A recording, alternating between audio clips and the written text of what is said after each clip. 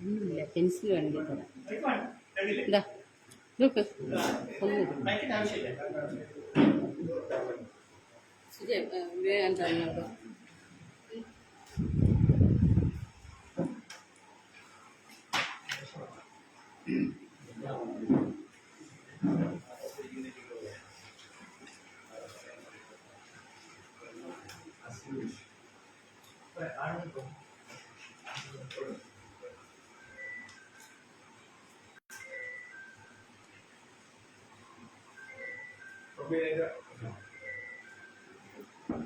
ശരിക്കും ഞാനുണ്ടല്ലോ, എൻ്റെ പ്രധാന വർക്ക് എന്ന് പറയുന്നത് ഇതൊന്നുമല്ല. വലിയ ഫാമുകൾ, അത് ഇന്ത്യയിലില്ല, ആയിരക്കണക്കിന് ഏക്കറുള്ള ഫാമുകൾ. ഇപ്പോൾ അടുത്ത് ഞാൻ ചെയ്തിട്ടുള്ള പറഞ്ഞത് 15,000 ഏക്കറാണ്. പ്രസാദിൻ്റെ ഒരു 14,000 ഏക്കർ, ഇന്ത്യയിലൊരു അത്ര വലിയ ഫാമുകൾ ചെയ്തതാണ് എൻ്റെ പ്രധാനപ്പെട്ട ജോലി. അപ്പം അതിൽ ഞാൻ മറ്റു കൺട്രീസിൽ ഞാൻ ഇങ്ങനെ ചെയ്യുന്നുണ്ട്. അപ്പം ഇപ്പോൾ കഴിഞ്ഞ ഒരു മാസം സൗദിയിലേക്കായിരുന്നു, മറ്റേ ചെറിയ ഫാമായിരുന്നു, ഒരു 30 ഏക്കറായിരുന്നു, 75 ഏക്കർ ഫാമാണ്. അപ്പം അങ്ങനത്തെ വലിയ ഫാമാണ് ഞാൻ ചെയ്യുന്നത്. ഈ വിഷയം, ഈ മണ്ണിനെ അമ്മത്തുന്നുള്ള ക്ലാസ് എടുക്കാൻ നിർബന്ധിച്ചെടുത്തതാണ്. എന്താ കാരണം വെച്ചാൽ, ഞാനിപ്പോൾ ഇവിടെ പലയിടത്തായിട്ട് പോകുമ്പോഴും പല ആൾക്കാരും പറയുന്നുണ്ട് മണ്ണിൽ അമ്ലത്വമുണ്ട്. പക്ഷെ ഞാൻ ചോദിച്ചു, എന്താണ് ഈ അമ്ലത്വം എന്ന് പറഞ്ഞാൽ? ഈ അമ്ലത്വം പറഞ്ഞാൽ അമ്ലത്വം എന്ന് പറഞ്ഞാൽ എന്താ? നമുക്ക് ഡിസ്കസ് ചെയ്യാം. എന്താണ് അമ്ലത്വം? എല്ലാവരും പറയില്ല എന്റെ മണ്ണിൽ അമ്ലത്വം ഉണ്ട്, അതുകൊണ്ട് കൃഷി നന്നാകുന്നില്ല. അപ്പൊ എന്താണ് ഈ പുളിരസം എന്ന് പറഞ്ഞാൽ? അതെന്താണ് പുളിരസം? എന്താണ് ഈ പുളിരസം ഉണ്ടായ കുഴപ്പം? പുളിരസം മണ്ണിൽ ഉണ്ടായ എന്താ കുഴപ്പം?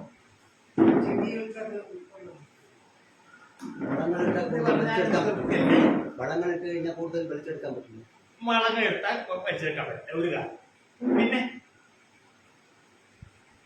നമ്മൾ ദിവസേന പേപ്പറിൽ കാണുന്ന ഒരു വാക്ക്, ഐ മീൻ കൃഷിക്ക് പുളിരസമുണ്ട്, പുളിരസം കറിയാൻ കുമ്മായ ഇടണം, അല്ലെങ്കിൽ ഡോളമൈറ്റ് ഇടണം എന്നൊക്കെ പറഞ്ഞിട്ട് പേപ്പറിൽ കാണും.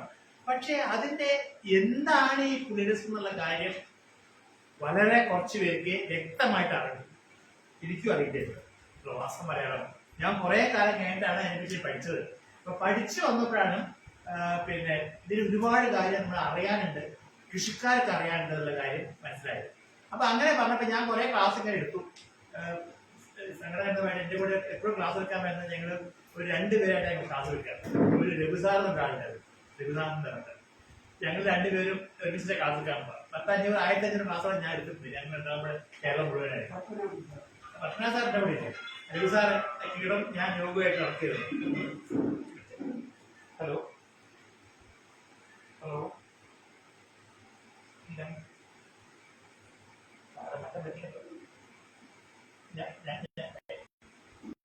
ബാക്കി ചെയ്തോട്ടെ, ബാക്കി ചെയ്തോട്ടെ, ആർക്കും എടുക്കാൻ പറ്റില്ല. ഇപ്പൊ ഞാൻ വന്നിട്ടില്ല, വീട്ടിൽ തന്നെയുണ്ട് കുറെ ആൾക്കാരെ വന്നിട്ടുണ്ട്. അപ്പം ഇതിങ്ങനെ തിരുസാർ ജാമ്യയുടെ ക്ലാസ് എടുക്കാം. ഇപ്പോഴും ഒരുമിച്ചിട്ട് ഒരേ ക്ലാസ് എടുക്കില്ല, ഒരുമിച്ച് 2ാമത് ഇരുന്ന് 10ാം മണിയായിരിക്കാം. അപ്പോൾ അദ്ദേഹത്തെ ഞാൻ മിസ് ചെയ്തിട്ടുണ്ട് എപ്പോഴും. അപ്പൊ ഈ ഒരു പ്രാവശ്യം ക്ലാസ് എടുത്തപ്പോഴും ഇങ്ങനെ നമ്മൾ പറഞ്ഞു അമ്ലത്വം ഉണ്ടെങ്കിൽ കുഴപ്പമുണ്ടെന്ന് പറഞ്ഞപ്പോൾ അപ്പൊ അവര് പറഞ്ഞു ഞങ്ങൾക്കൊരു ഇതിനെപ്പറ്റി ഒരു ചെറുതായിട്ടൊരു പുസ്തകം വേണം. അപ്പൊ അങ്ങനെ പുസ്തകം വേണമെന്ന് പറഞ്ഞപ്പോഴാണ് ഞാൻ ഈ പുസ്തകം എഴുതിയിട്ടുണ്ടാക്കിയത്, നിർബന്ധിച്ച് എഴുതിയെന്ന് പറയും. അത്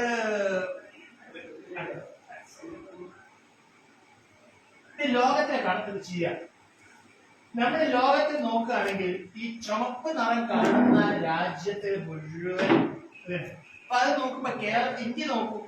ഇന്ത്യയിൽ ആകപ്പാടെ പടിഞ്ഞാറേ ഭാഗത്ത് നമ്മുടെ കേരളത്തിന്റെ ആ ഭാഗം തുടങ്ങിയിട്ട് ഗോവ, പിന്നെ കുറച്ച് തമിഴ്നാട്ടിൽ, പിന്നെ മഹാരാഷ്ട്ര അവിടേക്കേ ഉള്ളൂ. ബാക്കി എല്ലാവരും മഞ്ഞയാണ്. മഞ്ഞ എന്ന് പറഞ്ഞാൽ ഒന്നിൽ ന്യൂട്രലാണ്, അല്ലെങ്കിൽ കുറച്ച് ആൽക്കലൈൻ ആണ്. മനസ്സിലാവും. പക്ഷെ ലോകത്തിന്റെ ഇതിന്റെയൊക്കെ വേറെ പ്രത്യേകത നോക്കിക്കോളൂ. എവിടെയെല്ലാം ചുവപ്പ് നിറം കാണുന്നുണ്ടോ അവിടെയെല്ലാം നല്ല മഴ പെയ്യുന്ന സ്ഥലങ്ങളാണ്. ഇതേപോലത്തെ തെക്കേ അമേരിക്ക ഉണ്ടോ, ബ്രസീല്, ബ്രസീലിന്റെ ആ ഭാഗം മുഴുവൻ പോയി. അങ്ങേപ്പത്തെ കാനഡയുടെ ഭാഗം, റഷ്യയുടെ വലിയൊരു ഭാഗം ഇത് കിടക്കുന്നുണ്ട്. പിന്നെ ഇങ്ങനെ വശത്ത് ബർമ്മയുണ്ട്, തായ്ലാന്റുണ്ട്, ഇത് അങ്ങനെ ആ ഭാഗം മുഴുവൻ അവിടെയൊക്കെ മഴ പെയ്തില്ല. കൂടുതലായിട്ട് എവിടെയെല്ലാം മഴ പെയ്യുന്നുണ്ടോ അവിടെയെല്ലാം ഈ അമ്ലരസം മണ്ണിലുണ്ടാവും. അതുകൊണ്ടാണ് മറ്റേ ഭാഗത്ത്, ഇന്ത്യയുടെ മറ്റേ ഭാഗത്ത് ഇവിടെ ഒന്ന് കേരളത്തിന്റെ കുറച്ച് ഭാഗമുണ്ട്, അങ്ങേ വശത്ത് ബംഗാള്, കൊച്ചു ഒറീസന്റെ ഭാഗം, പിന്നെ അരുണാചൽ പ്രദേശ്, ആ ഭാഗം നോർത്ത് ഈസ്റ്റ് അവിടെ. ഇതാണ് ഇന്ത്യയുടെ കണക്ക്. നോക്കൂ, ഇവിടെ ചുവപ്പ് കാണുന്ന മാത്രമല്ല, അതിൽ കേരളത്തിൽ നല്ല ചുവപ്പാണ്, മറ്റൊക്കെ ഇളം ചുവപ്പാണ്. ചില ഭാഗത്ത് അവിടെ ഇവിടേക്കാണ് ചുവപ്പുണ്ട്. ഇപ്പൊ നോർത്ത് ഈസ്റ്റ് അവിടേക്ക് നമ്മളെ പിന്നെ നല്ല മഴ പെയ്യുന്നത് അവിടേക്ക്. ബാക്കി എല്ലാ ഭാഗത്തും ഒന്നുകിൽ ന്യൂട്രലാണ് അല്ലെങ്കിൽ ആർഷ. അവിടെ മഴ താരതമ്യേന നമ്മളെ കമ്പയർ ചെയ്യുമ്പോൾ മഴ കുറവാണ്. ഇനി കേരളത്തിൽ നോക്കുക. കേരളത്തിൽ നോക്കിയാൽ തന്നെ കേരളത്തെ മൂന്നായിട്ടാണ് തിരിക്കുക. ഒന്ന് നമ്മുടെ തീരപ്രദേശം, നടുപ്രദേശം. അപ്പൊ അവിടെ ഈ നടുപ്രദേശത്ത് മുഴുവനായിട്ടും ഇതാണ് അസിഡിക്കാണ്. അത് റെഡ് സോയിലാണ്. റെഡ് സോയിലിന്റെ അസിഡിക് സോയിലാണ്. മേൽഭാഗത്തും അസിഡിറ്റി ഉണ്ട്, പക്ഷെ വേറെ തരത്തിലുള്ള അസിഡിറ്റി. അത് ഞാൻ ഫോറസ്റ്റ് സോയിൽ. പിന്നെ ഈ pH എന്ന് പറയുന്നത് നമ്മുടെ ലോകത്തിൽ എന്ത് സാധനമാണെങ്കിലും നമുക്ക് അതിനെ അറിയണമെങ്കിൽ അതിനെ അളക്കാൻ പറ്റണം, അല്ലേ? എന്ത് പഞ്ചസാര കൂടുതലുണ്ട് എന്ന് പറഞ്ഞാല് അത് അളക്കമല്ലേ. ഇപ്പൊ ഞാൻ വലിയ മേശയാണ്. എന്താണ് വലിയ മേശ? അപ്പൊ അതിനാണ് നമ്മള് നീളം പറയുന്നു, നീളം അടിക്കണക്കിൽ പറയുന്നു, അല്ലെങ്കിൽ സെന്റിമീറ്റർ കണക്ക് പറയുന്നു, മീറ്റർ കണക്കിൽ പറയുന്നു. തൂക്കം, നല്ല തൂക്കം ഉണ്ട് എന്ന് പറയാൻ എത്തിയ തൂക്കം. അതേമാതിരി നമ്മളുടെ മണ്ണിലെ അമ്ലത്വവും ക്ഷാരസ്വഭാവവും കണ്ടുപിടിക്കാൻ വേണ്ടി ഉപയോഗിക്കുന്ന ഒരു ചെറിയ അളവ് പോലാണ് pH. ഇത് മണ്ണിലെ മണ്ണെന്ന് പറയണ്ട, അമ്ലക്ഷാര സ്വഭാവം മനസ്സിലാക്കുവാൻ വേണ്ടി ഉപയോഗിക്കുന്ന ഒരു അളവ് പോലാണ് pH. ഇപ്പൊ നമ്മള് ബുക്ക് മേടിക്കുകയാണെങ്കിൽ അതിന്റെ ഞാൻ പറഞ്ഞത്. അപ്പൊ അളവ് പോലാണ് pH. അപ്പൊ നമ്മൾ ഹൈറ്റ് പറയുന്ന പോലെ തന്നെ പണ്ട് കാലത്ത് ഈ ഹൈറ്റ് ഒന്നും ഈ pH ഒന്നും സാധനം ഉണ്ടായിരുന്നു. അപ്പൊ ആദ്യമായിട്ട് നോക്കണ്ടോ, നമ്മളെ എനിക്ക് തന്നെ ഓർമ്മയുണ്ട്, ഇവിടെ തിരുവനന്തപുരത്ത് ഉണ്ടോന്ന് അറിയില്ല. ഞങ്ങളുടെ നാട്ടില്, ഞാൻ കോഴിക്കോട്ടുകാരാണ്, അത് മദ്രാസ് സംസ്ഥാനത്തിന്റെ കീഴിലായിരുന്നു. അപ്പൊ മദ്രാസ് സംസ്ഥാനത്തിന്റെ കീഴിലൊക്കെ 1950 വരുന്ന സമയത്ത് നമ്മുടെ മണ്ണിന്റെ ടാക്സ് കൊടുക്കുന്നത് മണ്ണിന്റെ വളത്തിന്റെ, നല്ല മണ്ണാണെങ്കിൽ ടാക്സ് കൂടുതലായിരിക്കും. മറ്റേ അപ്പൊ അതിന് ഒരു കൂട്ടക്കാര് വരും, ഇങ്ങനെ വീട്ടിൽ വന്നിട്ട് അവരെന്ത് ചെയ്യും, ഈ മണ്ണെടുത്ത് വായിലിടും. എന്നിട്ട് ഇങ്ങനെ എന്താക്കിയിട്ട് നല്ല മണ്ണാണ്, പുളി ദിവസം ഉണ്ടോ ഇതൊക്കെ നോക്കാൻ വേണ്ടി അവർക്ക് ഒരു പ്രത്യേക ഇതുണ്ട്. അവർ മണ്ണ് പറയാം. അപ്പൊ അങ്ങനെ അത് സ്വാദം നോക്കിയിട്ടാ പറയാ, അമ്ലാണോ ക്ഷാരമാണോ. നമ്മൾ വെള്ളം കുടിക്കും പറയില്ലേ, നമ്മളെ ഇവിടുത്തെ വെള്ളത്തിൽ നല്ലൊരു ചെറിയ മധുരം ഉണ്ടാവും. തമിഴ്നാട്ടിൽ പോയി കഴിഞ്ഞാൽ ആ വെള്ളത്തിന് ആ മധുരം ഉണ്ടാവില്ല, ചെറിയൊരു ഇതുണ്ടാവും. അതൊരു ക്ഷാര സ്വഭാവമാണ്, ഇവിടെ അമ്ല സ്വഭാവമാണ്. അപ്പൊ അങ്ങനെ നമ്മുടെ സ്വാദ് നോക്കിയിട്ടായിരുന്നു ആദ്യം ഈ മണ്ണിലെ ഈ അമ്ല ക്ഷാര സ്വഭാവം അറിഞ്ഞിരുന്നത്. തമിഴ്നാട്ടിൽ പോയി കഴിഞ്ഞാൽ അവിടുത്തെ എല്ലാ ബാത്റൂമിൽ പോയി കഴിഞ്ഞാൽ വെള്ള ഒരു ഇത് കാണും, അല്ലേ? ഒരു പട്ടി കട്ടിയായിട്ട് അതായത് ഈ ഇതാണ് കുമ്മായം അടി പിടിച്ചെടുക്കുന്ന. അപ്പൊ അതേമാതിരി തന്നെ പിന്നെ ഒരു സാധനമുണ്ട്. പിന്നെ നമ്മൾ സ്കൂൾ പഠിക്കുന്ന കാലത്തുണ്ടായിരുന്നു നമുക്ക് ലിറ്റ്മസ് പേപ്പർ എന്ന സാധനം, അല്ലേ? അത് നീലയും ചുവപ്പ് നടത്തുള്ള ക്ലാസ്. അത് നീലയാണെങ്കിൽ ആസിഡിൽ മുക്കിയ ചുവപ്പാവും, അപ്പൊ അത് ആസിഡ് ആണ് പറയും. പക്ഷെ അതിന് അളത്തറിയാൻ പറ്റില്ല, ഒന്നുകിൽ അമ്ലമാണോ അല്ലെങ്കിൽ ക്ഷാരമാണോ എന്ന് അറിയാൻ പറ്റുന്നത്. അത് ലൈക്കൻസ് എന്ന് പറയുന്നത് ഒരു നമ്മുടെ ലൈക്കൻസ് എന്ന് പറഞ്ഞാൽ ഒരു ഫംഗസും ഒരു ആൽഗിയും തമ്മിൽ കൂടി വളരുന്ന ഒരു ചെടിയാണ്. നമ്മളെ നല്ല തെങ്ങിന്റെ മുകളിൽ വേറെ വല്ല അതൊന്നുമില്ലെങ്കിൽ ഒരു സാധനം തൊപ്പമാരിയുമായിട്ട് തെങ്ങിന്റെ തടീന്റെ മുകളിൽ കാണാം, ചെറുതായിട്ട് ഉള്ളൂ. അതാണ് ലൈക്കൻ. എങ്ങനെ ചെറുതായിട്ട് കാണാം അതിന്റെ മുകളിൽ. നല്ല കാലാവസ്ഥ, നല്ല പിന്നെ അന്തരീക്ഷ മലിനീകരണം തീരെ ഇല്ലാത്ത പ്രദേശങ്ങളുടെ മരത്തിന്റെ മുകളിൽ കാണുന്ന ചെറിയ വളർച്ചയുണ്ട്. അതാണ് ഈ ലൈക്കൻ എന്ന് പറയുന്നത്, ഫംഗസ് ആൽഗിൻ. അത് കാണിക്കുന്നത് എന്താ വെച്ചാല് ആ പ്രദേശത്തെ അന്തരീക്ഷത്തിൽ യാതൊരു വിധത്തിലുള്ള മാലിന്യങ്ങളും ഇല്ലാതാണ്. ഈ ലൈക്കൻ വളരണമെങ്കിൽ എങ്ങനെ മാലിന്യം ഇല്ലാത്ത സന്ദർഭത്തിൽ മാത്രമേ ഈ ലൈക്കൻസ് വളരുള്ളൂ. പിന്നെ ഇത് കഴിഞ്ഞപ്പോൾ അത് മാത്രം പോരാ, ഈ വെറും അമ്ലമാണോ ക്ഷാരമാണോ എന്ന് അത്ര അറിഞ്ഞാൽ പോരാ, നമുക്ക് അതിനൊരു അളക്കണം. നേരത്തെ പറഞ്ഞ മാതിരി ഒരു അളക്കണം. ആ അളക്കാനുള്ള കഴിവ് ഉണ്ടായിട്ടില്ല. പക്ഷേ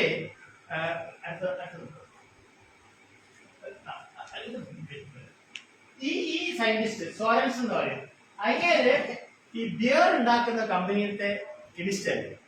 ഈ ബിയർ ഉണ്ടാക്കുമ്പോൾ ആ ബിയറിന്റെ ഫെർമെന്റേഷൻ, അതായത് പുളിപ്പ് ഉണ്ടാവാൻ വേണ്ടി കുറെ മൈക്രോ ഓർഗാനിസം ആഡ് ചെയ്യും. അപ്പൊ ആഡ് ചെയ്യുമ്പോൾ പ്രത്യേക ലെവലിൽ മാത്രമേ അവർക്ക് നല്ല ബിയർ ഉണ്ടാക്കാൻ പറ്റുള്ളൂ. പക്ഷേ അത് എത്ര അളവിൽ ഒരു പ്രാവശ്യം നന്നായി കിട്ടും, അടുത്ത പ്രാവശ്യം നന്നായി കിട്ടില്ല. വ്യത്യാസം ഉണ്ടാവും, അതിന്റെ അളവിൽ വ്യത്യാസം ഉണ്ടാവും. അപ്പൊ അങ്ങനെ ഇയാള് ഗവേഷണം നടത്തിയിട്ട് കണ്ടുപിടിച്ച ഒരു പരിപാടിയാണ് 1909 ഈ കാസ്ബർഗ് എന്ന് പറഞ്ഞ ബിയർ. ഇതാണ് ലോകത്തെ ആദ്യമായിട്ട് ഈ pH ഉണ്ടാക്കാൻ വേണ്ടി, ഇപ്പൊ എല്ലാ ബിയർ ഫാക്ടറിയിലും എല്ലാ ഇതിലുണ്ടോ ബിയർ ഉണ്ടാക്കാൻ. ആ ബിയർ ഉണ്ടാക്കാൻ വേണ്ടി ഈ കൃത്യ അളവില് അതിന്റെ ബാക്ടീരിയയുടെയൊക്കെ വളർച്ച കൃത്യ അളവിൽ ഉണ്ടാവാൻ വേണ്ടിയിട്ട് ഒരു കൃത്യ അളവിൽ അവന്റെ pH അഡ്ജസ്റ്റ് ചെയ്യേണ്ടി വന്നു. അങ്ങനെ കണ്ടുപിടിച്ച ഒരു പരിപാടിയാണ് ഈ pH എന്നുള്ള.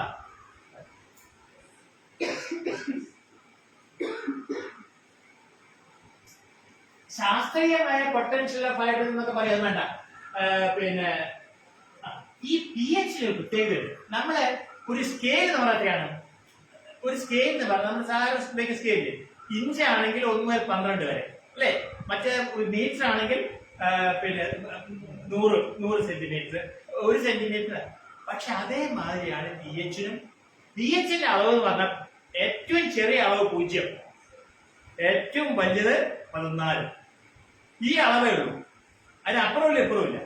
0 മുതൽ 14 വരെയാണ് ഈ pH-ന്റെ അളവ്. അത് 0 മുതൽ 7 വരെ അമ്ല സ്വഭാവവും 7 മുതൽ 14 വരെ ക്ഷാര സ്വഭാവമാണ്. 7 എന്ന് പറയുന്നത് ന്യൂട്രലാണ്, അതിൽ അമ്ലമല്ല ക്ഷാരവുമില്ല. മനസ്സിലായി? അപ്പൊ ആ കൂടെയുള്ള അത് 0 മുതൽ 14 വരെയാണ്. ഈ 0 മുതൽ 14 വരെയുള്ളത് 0 മുതൽ 7 വരെ അമ്ല സ്വഭാവവും പിന്നെ 7 മുതൽ 14 വരെ ക്ഷാര സ്വഭാവവും. അപ്പൊ നമ്മള് 0 അല്ലെങ്കിൽ 0.1 അതാണ് ഏറ്റവും അധികം അമ്ലം കൂടിയത്. ഈ 0 അവിടെയാണ് ഏറ്റവും അധികം അമ്ലം ഉള്ളത്. അത് കുറഞ്ഞ് 7 ആവുമ്പോൾ അമ്ല സ്വഭാവം കുറയും. 0 നിന്ന് 7ലേക്ക് വരുമ്പോൾ അമ്ല സ്വഭാവം കുറയും. പക്ഷേ 7 നിന്ന് 14ലേക്ക് പോകുമ്പോൾ ഏറ്റവും കുറവ് ക്ഷാര സ്വഭാവം 7 ഏറ്റവും കൂടുതൽ 14. അപ്പൊ എങ്ങനെയുണ്ടാവുക? 0 മുതൽ 7 വരെ ആകുന്ന പോകുന്നിടത്തോളം അമ്ല സ്വഭാവം കൂടും. 7 മുതൽ 14ലേക്ക് പോകുമ്പോൾ ക്ഷാര സ്വഭാവം കൂടും. ഇങ്ങനെയാണ്. അപ്പം പക്ഷെ അതിന് വേറൊരു പ്രത്യേകത ഉണ്ട്. നല്ല ശുദ്ധജലമാണെങ്കിൽ അത് 0 ആയിരിക്കും, 7 ആയിരിക്കും. അത് അമ്ലമില്ല ക്ഷാരമില്ല. ഞാൻ നേരത്തെ പറഞ്ഞ ഇങ്ങനെ ആ ഭാഗത്തേക്ക് പോകുന്നതോറും നോക്കണ്ട.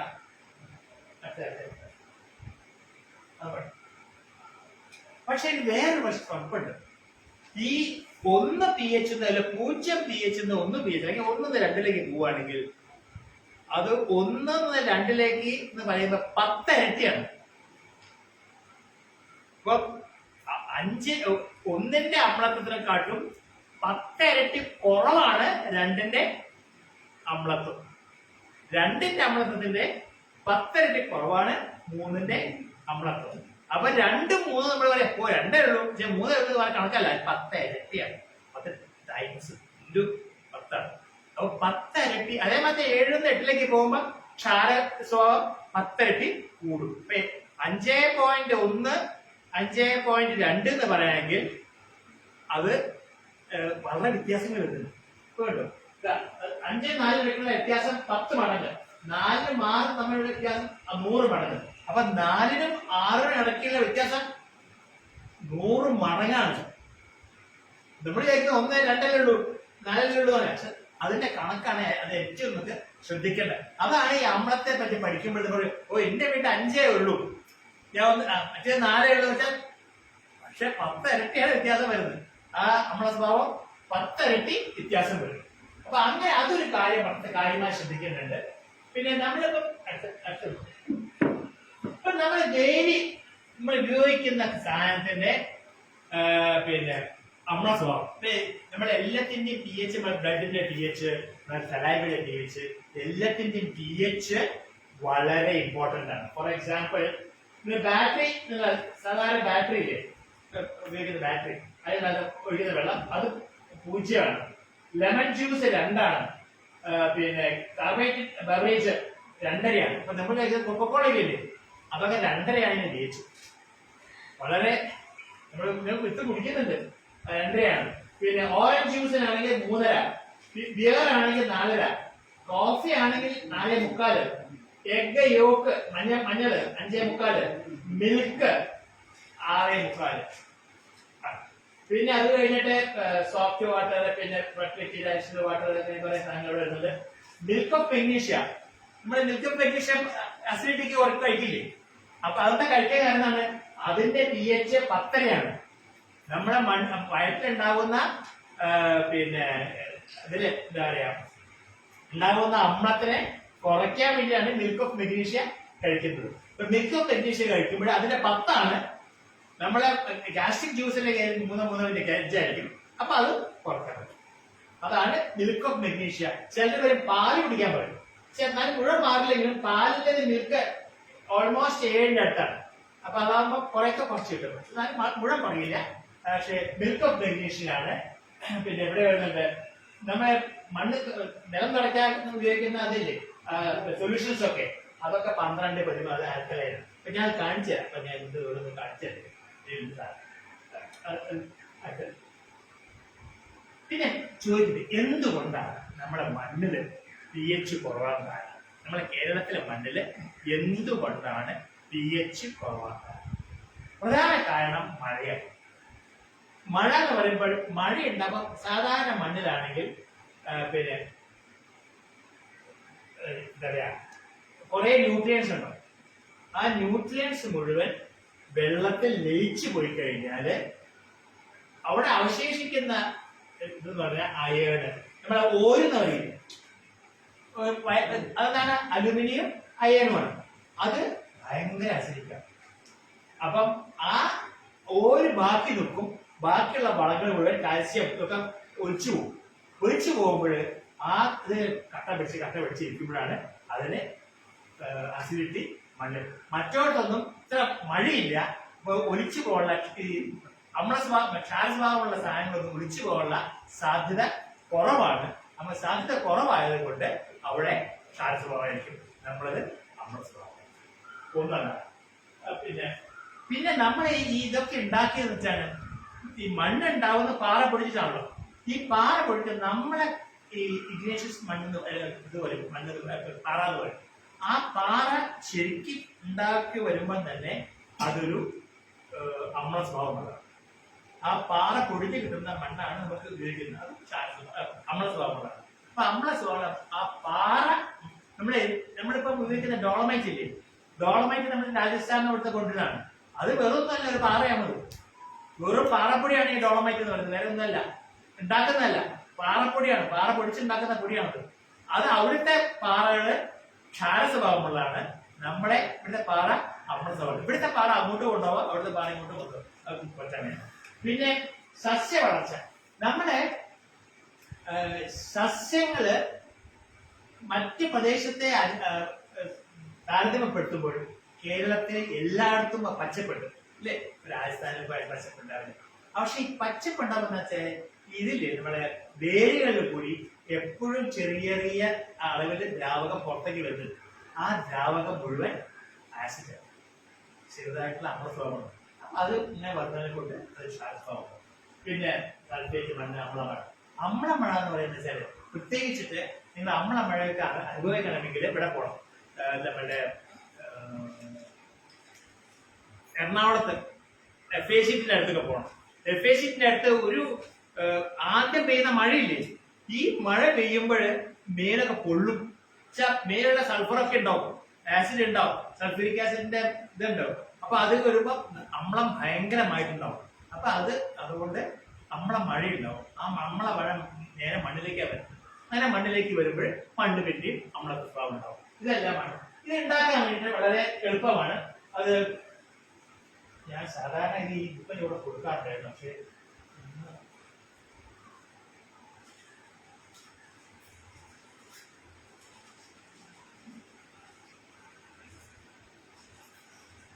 ഇങ്ങനത്തെ ടേപ്പ് ഇതിട്ടാണ് നമുക്ക് പിന്നെ കടയിൽ നിന്ന് മേടിക്കും. ഏത് ലാബറട്ടറി ഏജൻസി പോയാലും ഈ സാധനം മേടിക്കണം. ഇത് സയന്റിഫിക് ഏജൻസി പറഞ്ഞിട്ട് കോളേജിലൊക്കെ സപ്ലൈ ചെയ്യുന്നില്ല, അവിടെ കൊടുത്തത് ടേപ്പ്. പണ്ടൊക്കെ നമ്മൾ മൂത്രം ടെസ്റ്റ് ചെയ്യാൻ വേണ്ടിയിട്ട് ഉപയോഗിക്കുന്നില്ല, അതാണ് സാധനം. അപ്പൊ ഇതിൽ എന്ന് പറഞ്ഞാല് ഓരോരോ കളർ കൊടുത്തിട്ടുണ്ട്.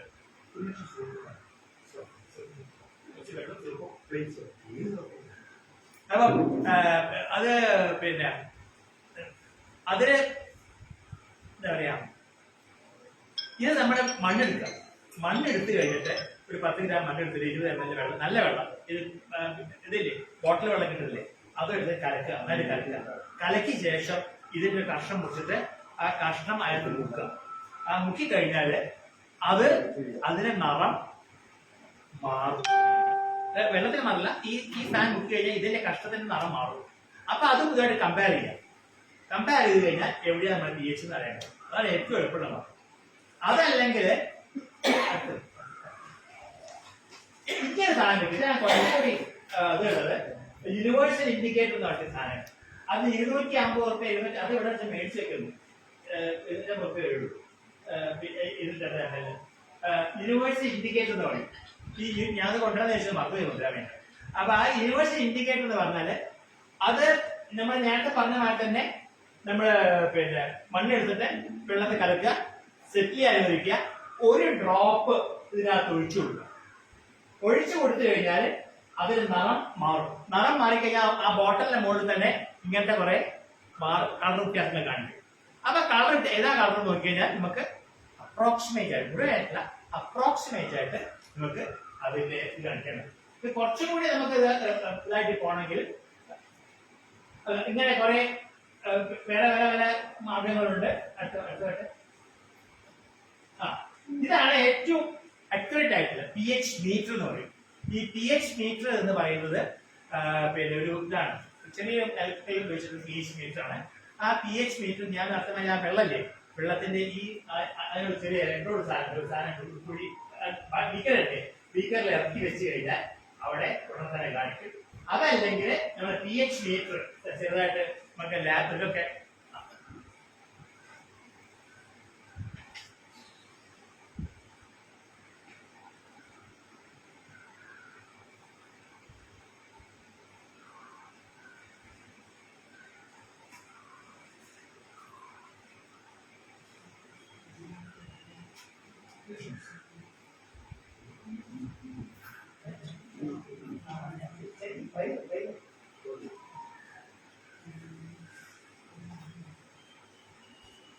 ഞാനിപ്പോ സോപ്പിന് എടുക്കുകയാണ്. സോപ്പ്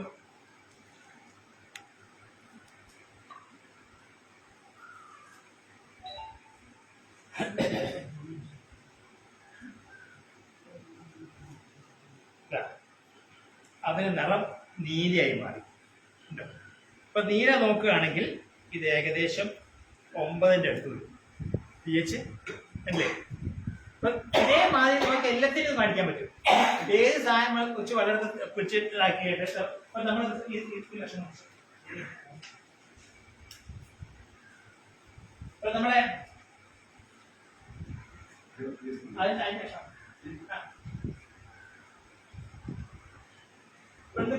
കുളിച്ചിട്ടില്ല നന്നായി സർവത്തിന്റെ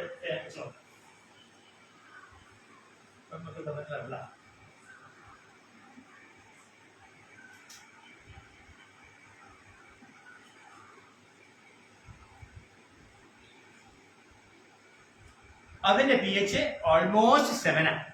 കണ്ടോ, ഇപ്പൊ 7 അപ്പൊ നമുക്ക് എന്ത് നമ്മളെ തുപ്പലായാലും വേണ്ടി ബ്ലഡ് ആയാലും വേണ്ടില്ല എന്ത് മൂത്രമാണെങ്കിലും വേണ്ടി ഒക്കെ നമ്മൾ ടെസ്റ്റ് ചെയ്യാമെങ്കിൽ ഈ pH വെച്ചിട്ട് ഈ ചെയ്യാം. പക്ഷെ അപ്രോക്സിമേറ്റ് ആയിരിക്കില്ല 7.5 എന്നൊക്കെ കിട്ടുന്ന ഇതുണ്ട്. ഇതിപ്പോ ഞാൻ ഉദ്ദേശിച്ചിട്ടുള്ള ഒരു വൈഡ് pH റേഞ്ച് എന്ന് പറയും. 0 മുതൽ പിന്നെ 1 മുതൽ 10 വരെയുള്ള ഇതിലുള്ളൂ. പക്ഷേ നമുക്ക് അമ്ലത്വ സ്വഭാവമുള്ള മണ്ണാണെങ്കിൽ നമുക്ക് 1 മുതൽ 5 വരെയുള്ള 7 വരെയുള്ള മേടിക്കാം ചെറുതായിട്ട്. അപ്പൊ കുറച്ചും കൂടി അക്യുറേറ്റ് ആയിരിക്കും, കുറച്ചും കൂടി കൃത്യമായിരിക്കും. 1.5 2.5 വേണ്ടി കിട്ടും, 0.5 വരെ കിട്ടും.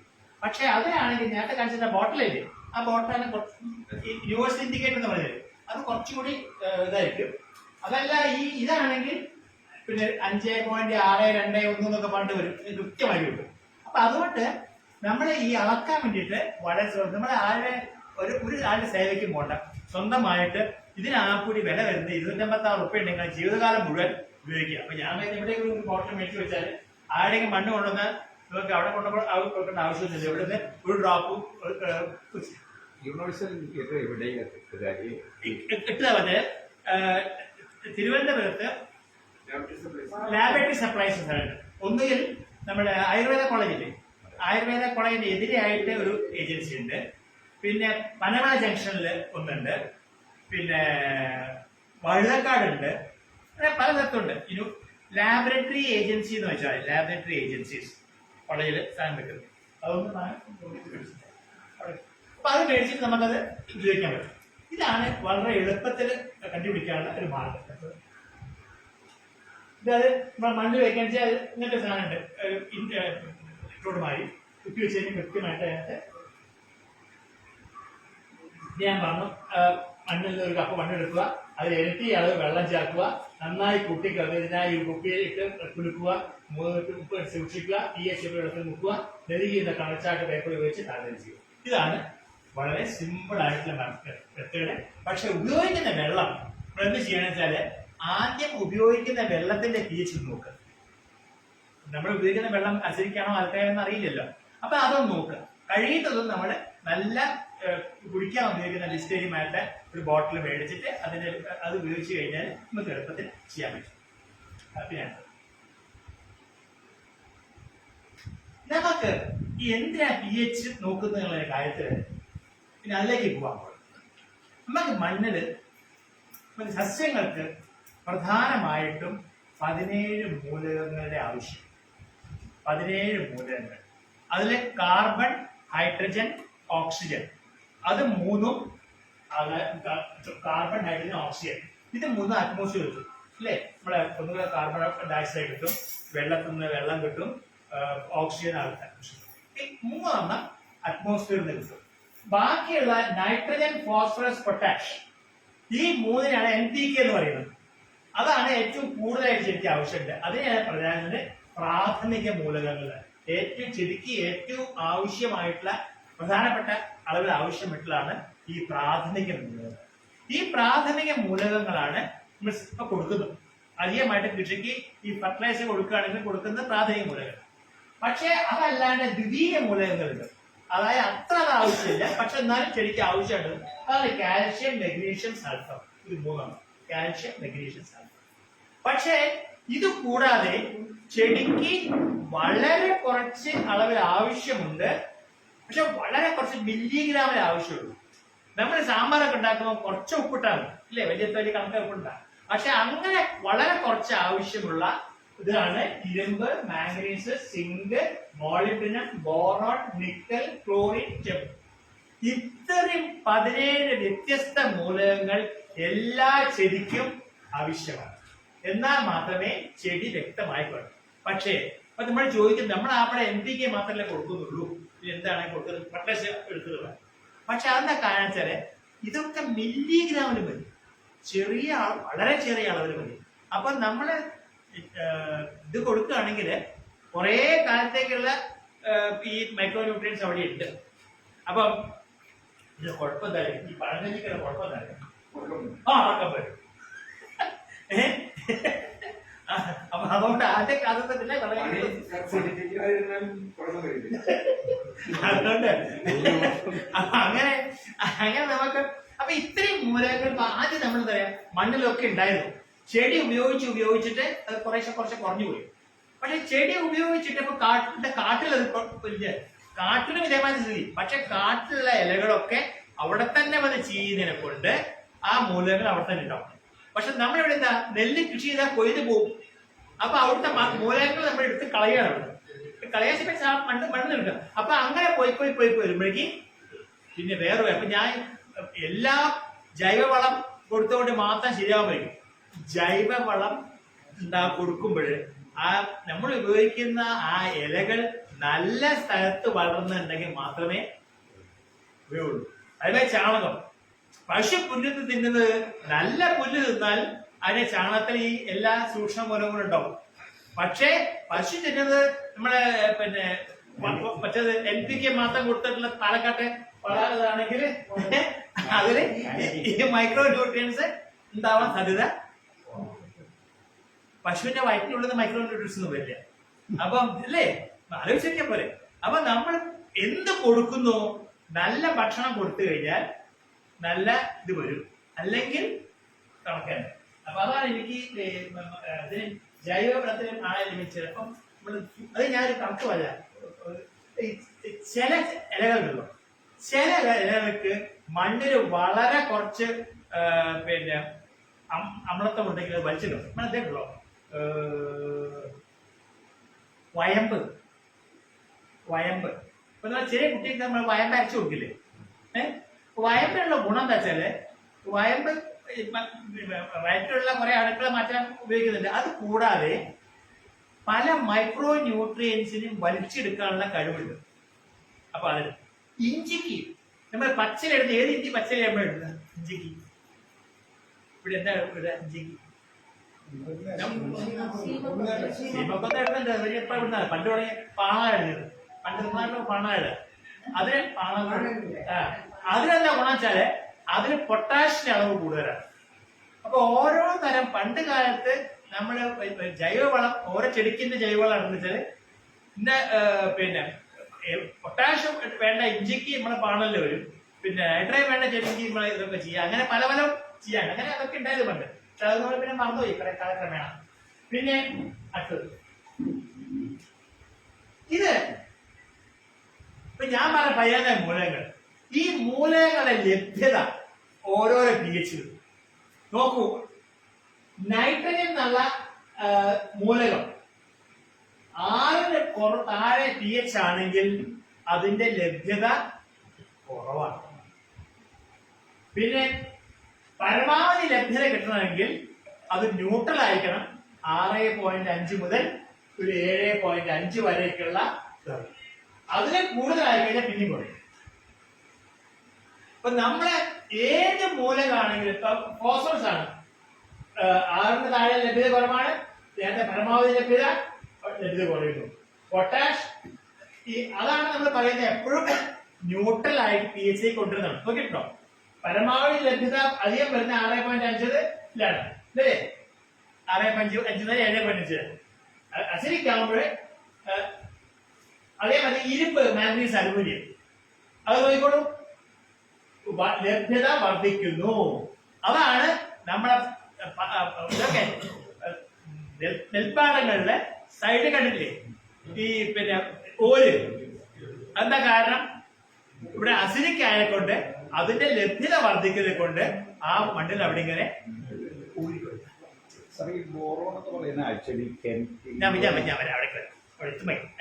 അപ്പൊ ഇരുമ്പ്, സിങ്ക്, ബോറോൺ, ചെമ്പ് ലഭ്യത വർദ്ധിക്കുന്നു, കുറയുന്നു. മോളിബ്ഡിനം ലഭ്യത ബോറോൺ ഈ ഒരു രാസ വളമാണോ അതോ ജൈവ വളത്തിൽ ഉൾപ്പെടുന്നതാണോ? ഇതൊന്നും ജൈവവളം, പക്ഷേ എല്ലാ ജൈവവളത്തിലും ഇടുക. നമ്മൾ എന്താണ് ജൈവവളം എന്ന് ഉദ്ദേശിക്കുന്നത്? നമ്മളെ ഇലയുടെ അകത്ത് ജൈവ ആയിട്ട് ബോറിക് ആസിഡ് എന്ന് പറഞ്ഞാൽ നമ്മളെ ജൈവവളം കൊണ്ട് ഉദ്ദേശിക്കുന്നത് എന്താണ്?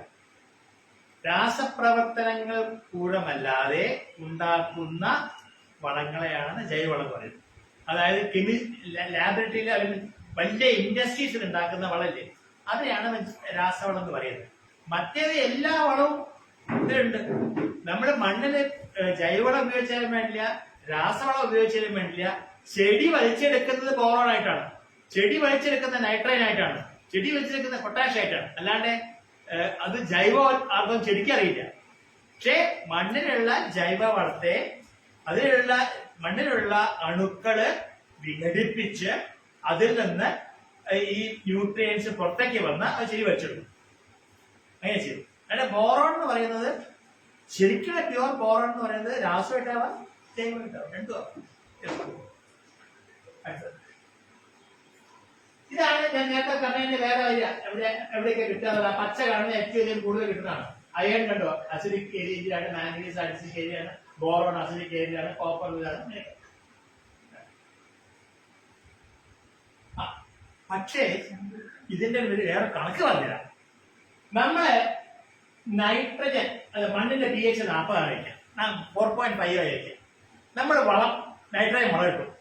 ആ നൈട്രജൻ വളം ഇട്ട് കഴിഞ്ഞാല് 100 ഗ്രാം നൈട്രജൻ വളം ഇട്ട് കഴിഞ്ഞാല് ചെടിക്ക് വലിച്ചെടുക്കാൻ പറ്റുന്നത് ആപ്പാടെ 30 ഗ്രാമേ ഉള്ളൂ. ബാക്കി 70 ഗ്രാം ചെടിക്ക് വലിച്ചെടുക്കാൻ പറ്റില്ല.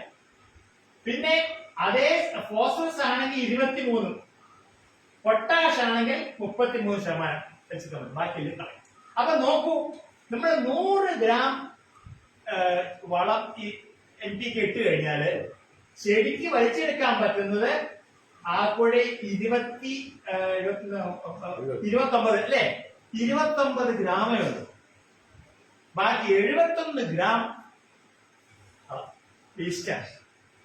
അതേ സമയത്ത് നമ്മൾ അതായത് കുമ്മായിട്ടു 5ലേക്ക് കൊണ്ടുവന്നാല് അതേ തന്നെ 53, 34, 52 53% ചെടി വലിച്ചെടുക്കും. പിന്നെ അത് 5.5 ആണെങ്കിൽ നമുക്ക് ആപ്പാടെ 37% മാത്രമേ വേസ്റ്റ് ആയി പോകുന്നുള്ളൂ. പിന്നെ 6 ആണെങ്കിൽ 19%, 6.5 ആണെങ്കിൽ ചെടിക്ക് നമ്മൾ കൊടുക്കുന്ന വളം മുഴുവനായിട്ട് തന്നെ വലിച്ചെടുക്കാം. മനസ്സിലായി? ഇതാണ് pH. നമ്മൾ ഈ കുമ്മായം ചേർക്കാണ്ടുള്ള വളം കൊടുത്തു കഴിഞ്ഞാല് നമ്മൾ കൊടുക്കുന്ന വളം മുഴുവൻ വേസ്റ്റ് ആയി പോവുകയാണ്, ചെടിക്ക് വലിച്ചെടുക്കാൻ പറ്റുന്നില്ല. മൈക്രോന്യൂട്രിയൻസ് ആയാലും വേണ്ടി, സൂക്ഷ്മ മൂലങ്ങളായാലും വേണ്ടില്ല, സത്യമൂലങ്ങളായാലും വലിച്ചെടുക്കാം. അപ്പൊ നമ്മൾ കൊടുക്കുന്ന സാധനങ്ങൾ മുഴുവൻ മറ്റ് മൂലങ്ങൾ മുഴുവൻ വേസ്റ്റ് ആയി. ഇത് ആരും പഠിപ്പിക്കുന്നില്ല അല്ലേ? നമ്മൾ മാറ്റണം പറയുന്നുള്ളൂ. എത്ര കണ്ട് നഷ്ടം വരുന്നുള്ളത്. 1 കിലോ യൂറിയക്ക് ഇപ്പൊ എന്താ വരാൻ അറിയോ? ഇപ്പൊ നിങ്ങളിപ്പോ ഓർഗാനിക് ആകുമ്പോ അറിയില്ല, വാങ്ങിക്കാറില്ലേ? പണ്ട് വാങ്ങിച്ചപ്പോ ഓർമ്മയുണ്ടോ? അവസാനം മേടിച്ചപ്പോ മേടിച്ചിട്ട് ഏതായാലും വല്ല ഐഡിയ ഉണ്ടാവും.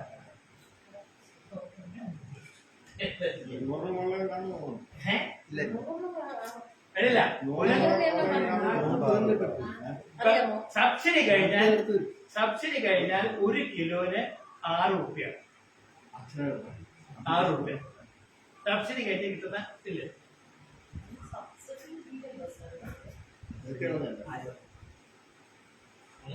തമിഴ്നാട്ടിൽ നിന്ന് നേരത്തെ ഇവിടെ കോപ്പറേറ്റീവ് സൊസൈറ്റി പോയി കഴിഞ്ഞാൽ നമ്മൾ കാർഡ് റേഷൻ കാർഡ് കൊടുത്തു കഴിഞ്ഞാൽ കുറച്ച് എമൗണ്ട് കിട്ടും. ഞാൻ മേടിക്കാം.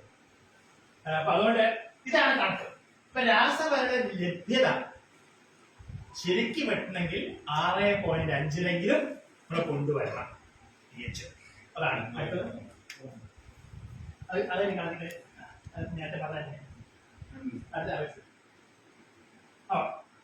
ഇതാണ് അമ്ലത്വം കുറഞ്ഞാലുള്ള, അമ്ലത്വം കൂടിയാലുള്ള, pH കുറഞ്ഞാലുള്ള കാര്യം. ഒന്ന്, വിളവ് കുറയും. നമ്മൾ എന്താ എന്തുകൊണ്ടാണ് വിളവ് കുറയുന്നത്? വിളവ് കുറയാനുള്ള കാര്യം ചെടിക്ക് വേണ്ട അളവിൽ മൂലകങ്ങൾ വലിച്ചെടുക്കാൻ പറ്റില്ല. അങ്ങനെ ആകുമ്പോൾ ചെടിയുടെ വളർച്ച കുറയും. രണ്ടാമത്, ഈ പിന്നെ ചെടിക്കൊരു ആരോഗ്യമുള്ള ഇത് കാണില്ല, ഒരു ഹെൽത്തി ആയിട്ടുള്ള ലുക്ക് വേണ്ട, അതുണ്ടാവില്ല. പിന്നെ പയറുകളിൽ കുറഞ്ഞ ഐശ്വര്യത്തിന്റെ അഭാവം. നമ്മളെ പയറിന്റെ മുഴ കാണില്ലേ? ഈ മുഴ എന്ന് പറയുമ്പോൾ അതിന് എല്ലാ മുഴകളും ഇതുണ്ടാക്കുന്നില്ല, നൈട്രേറ്റ് മിക്സ് ചെയ്യുന്നില്ല. നിങ്ങൾക്ക് അറിയാൻ പറ്റും എങ്ങനെ നല്ല മഴയാണോ ചിന്ന മഴയോ എന്നുള്ളത് പയറിന്റെ വല്ല ഐഡിയ ഉണ്ടോ എങ്ങനെയാ? റൗണ്ട് ആയിട്ടുള്ള എല്ലാം റൗണ്ട് ആയിട്ടില്ല. അത് നല്ലതാണ്, നല്ല റൗണ്ടാണോ ചിന്ന? അതെ അതെ, എങ്ങനെയാ അറിയാം നല്ലതാണോ ചിത്തയാണോ? കളർ വ്യത്യാസം. ആ ഈ റൈസ് എടുക്കുക, ഈ റൈസോബിയത്തിന്റെ നോഡ്യൂൾ എടുത്തിട്ട് അതിനെ ബ്ലേഡ് മുറിക്കുക. ബ്ലേഡ് മുറിച്ചു കഴിഞ്ഞാല് അതിന്റെ ഉള്ളിൽ ചുമപ്പാണെങ്കിൽ അത് നല്ലതാണ്. അതിനെ ലെഗ് ഹീമോഗ്ലോബിൻ എന്നാ പറയാ, LEG ഹീമോഗ്ലോബിൻ. നമ്മുടെ സാധാരണ നമ്മളെ ഹീമോഗ്ലോബിൻ ഇല്ലേ, ആ ഹീമോഗ്ലോബിന്റെ മാതിരി തന്നെയാണ് അതും. ആ ചെടിയുടെ ഹീമോഗ്ലോബിൻ ആണ് ഇത്, ചെടിയുടെ ലെഗ്യുമിനസ് ഹീമോഗ്ലോബിൻ ആണ്. വ്യത്യാസമുണ്ട് രണ്ടും ഏകദേശം. അപ്പം ആ അതിന്റെ റൈസോബിയത്തിന്റെ അഭാവം ഉണ്ടാവും. അത് നല്ല നോഡ്യൂൾ വരണമെങ്കിൽ മണ്ണില് മോളിബ്ഡിനം വേണം. മണ്ണില് മോളിബ്ഡിനം എന്നുള്ള വളരെ കുറച്ച് മതി, ആവശ്യം മൈക്രോ ന്യൂട്രിയൻസ് ആണ്. അത് ഉണ്ടെങ്കിൽ മാത്രമേ നല്ല നോഡ്യൂൾ ഉണ്ടാവും. അല്ലെങ്കിൽ നമ്മുടെ നോഡ്യൂൾ കാണും, അത് മുറിച്ച് കഴിഞ്ഞാൽ വെള്ളയോ മഞ്ഞയോ ആയിരിക്കും. ഈ വെള്ളയോ മഞ്ഞയോ ആണെങ്കിൽ അതൊരു ചെടിക്ക് ഗുണം ചെയ്യില്ല, ദോഷമാണ് ചെയ്യുക. ചെടിയിൽ നിന്നുള്ള ന്യൂട്രിയൻസ് ഇങ്ങോട്ട് വലിച്ചു നമ്മൾ കൊടുക്കുന്നതിന് പകരം. അപ്പൊ അതുകൊണ്ട് അങ്ങനെ സൂക്ഷിക്കാം. പിന്നെ വർദ്ധിച്ച രോഗങ്ങൾ, ഇതാണ് നമ്മള് ഈ അതിലേക്ക് വരാം. ഈ pH നല്ല pH അല്ലെങ്കിൽ ചെടിയിലെ കീടങ്ങളുടെ ആക്രമണം കൂടുകയോ കുറയോ ചെയ്യും.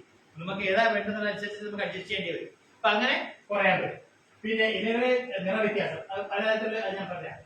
അലൂമിനിയത്തിന്റെ അളവ് കൂടുന്നു, ഇത് കാരണം ചെടികൾ മൂപ്പത്തുവാൻ കാണും. ഇതാണ് ചിലപ്പോഴും നമ്മൾ പറയുന്നേക്കാം, എന്റെ ചെടി എത്രയായാലും മൂപ്പത്തുന്നില്ല, മറ്റൊക്കെ മൂപ്പത്തുന്നു. പക്ഷെ അതിന് കാരണം എന്താ വെച്ചാല് ഇവിടെ നമ്മളെ കേരളത്തിൽ വരുന്നില്ല, മറ്റൊരിടത്ത് അലൂമിനിയത്തിന്റെ അളവ് കുറയും. അലൂമിനിയത്തിന്റെ അളവ് കുറഞ്ഞു കഴിഞ്ഞാൽ ചെടി മൂപ്പത്താൻ സമയം കുറച്ച് കൂടുതലുണ്ട്. അപ്പൊ അങ്ങനെ ഇത് വരും. അങ്ങനെ ഓരോരുത്തരുണ്ട്. ഞാൻ ചില എക്സാമ്പിൾ, മാംഗനീസിന്റെ അളവ് കൂടുന്നു. പിന്നെ പിന്നെ ഈ ചിലപ്പോ നമ്മൾ കാണാം ഇലയെ നിറച്ച് പുള്ളിക്കുത്ത് കാണാം. അതുപോലെ സൂക്കടാണ്. ഈ സൂക്കടല്ല അത് മാംഗനീസ്. ചെടിയിൽ മണ്ണിന്റെ അമ്ലത്വം കൂടുതലാണെങ്കിൽ മാംഗനീസിന്റെ അളവ് കൂടും, ചെടി കൂടുതൽ മാംഗനീസ് വലിച്ചെടുക്കും. അപ്പം അതിന് ടോക്സിറ്റി വരും.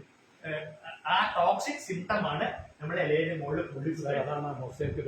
അല്ല അതെ, അത് വൈറസ്. പിന്നെ ചെടികളിൽ കാൽസ്യത്തിന്റെ മെഗ്നീഷ്യത്തിന്റെ ലഭ്യത കുറയുന്നു. എന്ത് കൊടുത്താലും വേണ്ട കാൽസ്യം. ഈ വാഴ, പലരും കാട കൃഷി ചെയ്തല്ലേ, ഈ വാഴ കൃഷി ചെയ്യുമ്പോ ചിലപ്പം കാണാം അതിന്റെ കൂമ്പുണ്ടല്ലോ, ആ കൂമ്പ് ഇങ്ങനെ തിരിഞ്ഞു മറിഞ്ഞു വരുന്നതാണ് അല്ലേ. ശരി, ചില വാഴ ഇല നോക്കിക്കഴിഞ്ഞാല് ഈ ഇലയുടെ മുകളില് ഇങ്ങനെ ക്രോസ് ആയിട്ട് ഇങ്ങനെ ഒരു തുണിയുടെ മുകളിൽ നൂല് വലിച്ചെടുത്ത് അങ്ങനെ ഉണ്ടാവും. അതേപോലെ കാണില്ലേ, വര കാണില്ലേ? അതെന്താ കാരണം? എന്താ കാരണം? അല്ല, അതാണ് ഞാൻ പറയാൻ കാരണം. ഈ ചെടി ഇങ്ങനെ ഇതൊക്കെ പറഞ്ഞു പോണില്ലേ, അത് കാരണം ഒന്നുകിൽ കാൽസ്യത്തിന്റെ അഭാവമാണ്, അല്ലെങ്കിൽ ബോറോണിന്റെ അഭാവം. രണ്ടിന്റെ ആവും. ഈ രണ്ടും കൂടി ലിങ്ക്ഡ് ആണ്. എന്താ കാണിച്ചാല് മണ്ണിൽ നമ്മൾ എത്ര കാൽസ്യം കൊടുത്താലും വേണ്ടില്ല. നമ്മൾ പറയും ഞാൻ ചുണ്ണാമ്പ് ഇട്ടിട്ട് മറ്റേ പറയും.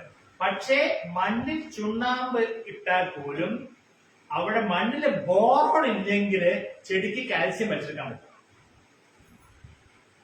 അതേമാതിരി തന്നെ മണ്ണിൽ നമ്മൾ ബോറോൺ ഇട്ടു, അതിൽ മണ്ണിൽ കാൽസ്യം ഇല്ലെങ്കിൽ മറ്റേ വലിച്ചെടുക്കാം. ഇത് രണ്ടും കൂടി ലിങ്ക്ഡ് ആണ്, ബോറോണും കാൽസ്യവും തമ്മിൽ. ഇതെല്ലാ സിംറ്റംസും കാണുന്ന എവിടെയാ?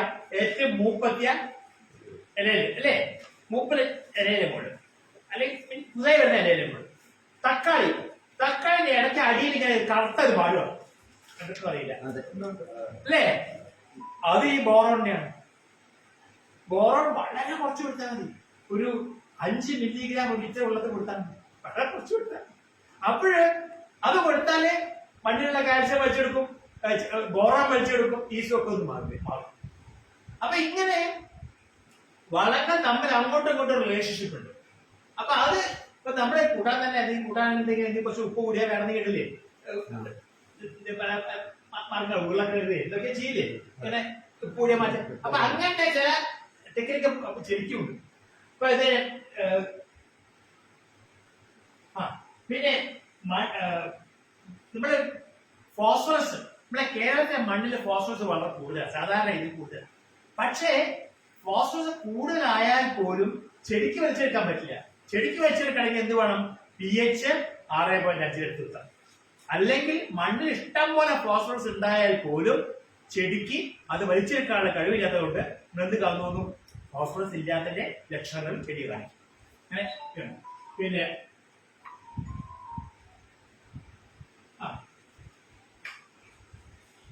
പിന്നെ വേറെ വലിയൊരു പ്രശ്നം, നിങ്ങൾ ജൈവ കൃഷിക്കാരാണ്. ഈ ജൈവ കൃഷിക്കാരാണെങ്കിൽ എന്ത് സംഭവിക്കുന്നത്? ഈ ജൈവ പദാർത്ഥങ്ങൾ വേഗത്തിൽ ഡീകമ്പോസ് ചെയ്യും, ധാതുവൽക്കരിക്കും. അത് ഉണ്ടാക്കിയ മഴയത്ത് അത് ഒഴിച്ച് പോയി ചെയ്യും. അപ്പോഴ് നമ്മൾ വ്യത്യാസം പറഞ്ഞ കേരളത്തില് നമ്മള് ഈ മണ്ണില് ഇലയിട്ട് കഴിഞ്ഞിട്ട് നോക്കിക്കഴിഞ്ഞാൽ അത് അഴുകാൻ വേണ്ടതിനെക്കാട്ടും വളരെ കൂടുതൽ സമയം വേണം തമിഴ്നാട്ടിൽ പോയിട്ട് അരിട്ട് കഴിഞ്ഞാൽ. അവിടെ pH കുറച്ച് കൂടുതലാണ്. അപ്പൊ അവിടെ ധാതുവൽക്കരിക്കുന്നതിന് സമയം കുറെ കൂടുതൽ വേണം. ഇവിടെ വേഗം കഴിയും. അതേമാതിരി മഴ പെയ്താൽ അത് നമ്മൾ ഒഴിച്ചു പോയി. അപ്പൊ അതുകൊണ്ട് ഇങ്ങനത്തെ കുറെ പ്രശ്നങ്ങൾ ഉണ്ടാവുന്നുണ്ട് pH കൂടി കഴിഞ്ഞാൽ.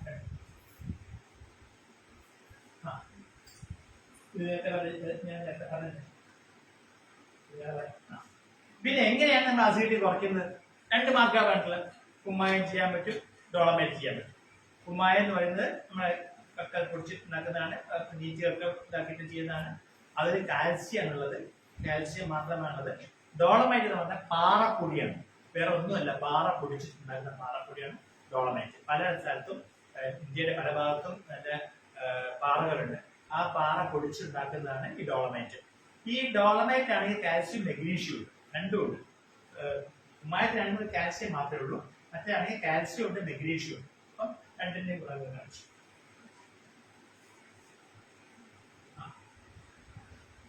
പിന്നെ എത്ര കുമ്മായം വേണം? ഈ കുമ്മായത്തിന്റെ അളവ് തരണം.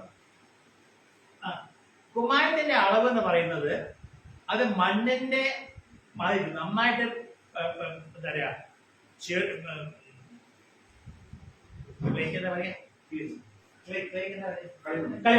കളിമണ്ണ് കൂടിയ മണ്ണാണെങ്കിൽ കൂടുതലായിട്ട് കുമ്മായം വേണ്ടി. കളിമണ്ണ് കുറഞ്ഞ മണ്ണാണെങ്കിൽ അതിന്റെ സർഫസ് ഏരിയ, അതിന്റെ ഭാഗം വളരെ കൂടുതൽ. 3.5 താഴെ pH ആണെങ്കിൽ ആ pH-നെ 7ലേക്ക് കൊണ്ടുവരാൻ വേണ്ടിട്ട്, 3.5 7ലേക്ക് കൊണ്ടുവരാൻ വേണ്ടിട്ട് കളിമണ്ണുള്ള 30% കുറവ് മണ്ണ് കളിമണ്ണുള്ളതാണെങ്കിൽ നമുക്ക് 1000 കിലോഗ്രാം വേണം. പക്ഷെ അതേ സമയത്ത് തന്നെ 80% കളിമണ്ണാണെങ്കിൽ നമുക്ക് വേണ്ടത് 1730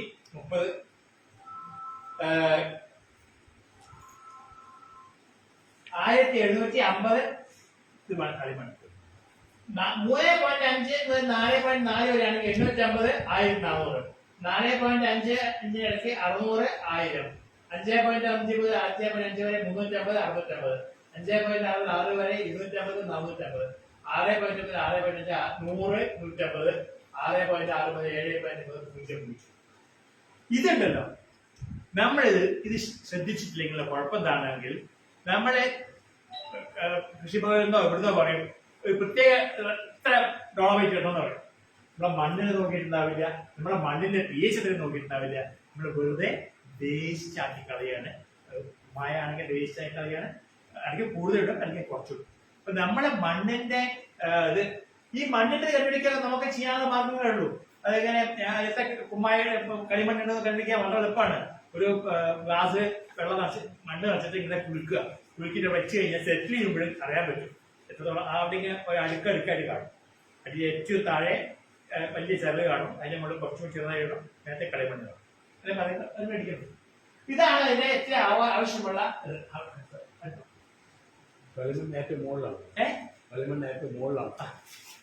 പിന്നെ അത് കുറെ നേരം ടർബിഡായിരിക്കും. അങ്ങനെ അത് കുറെ കഴിഞ്ഞ് കട്ടിയാവുള്ളൂ. അപ്പൊ നമ്മൾ ഒരു ദിവസം വെച്ച് കഴിഞ്ഞാൽ പിറ്റേ ദിവസം രാവിലെ നോക്കുമ്പോൾ കാണാം അതിന്റെ മുകളിൽ ഇങ്ങനെ അടിയിൽ വലിയ ഇത് കാണും. അപ്പൊ നമുക്ക് കാണാൻ പറ്റും. ഒരു വലിയൊരു ജാർ എടുക്കുക, ജാർ എടുത്തിട്ട് കുപ്പി ഇട്ടാൽ മതി. സാധാരണ നമ്മുടെ കുപ്പിന്ന് കുപ്പിയില്ലേ, അതിന് വെള്ളം എന്നിട്ട് നിറച്ചും കുരുക്കുക, എന്നിട്ട് അവിടേക്ക് വെക്കുക. വെച്ച് കഴിഞ്ഞാൽ പിറ്റേ ദിവസം രാവിലെ നോക്കുമ്പോൾ അടുക്കായിട്ട് കാണും. നമുക്കിതിന് കണ്ടുപിടിക്കാം.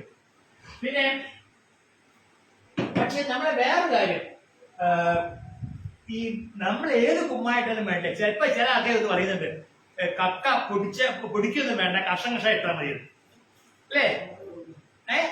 എന്താ കൊള്ളാതിരിക്കാൻ നോക്കൂ, കുമ്മായുടെ കണികയുടെ വലുപ്പം മില്ലിമീറ്റർ, ആ ഓരോരോ കുമ്മായത്തിന്റെ കണികയുടെ വലുപ്പല്ലേ അത് 0.3 മില്ലിമീറ്ററില് വലുപ്പമാണെങ്കിൽ അതിന്റെ അസിഡിറ്റി കുറയ്ക്കാനുള്ള കഴിവ് 100%. അതേ സമയത്ത് അത് 850 മില്ലിമീറ്റർ വലുപ്പമാണെങ്കിൽ 10% ഉള്ളൂ. ഉദാഹരണം പറഞ്ഞുതരാം.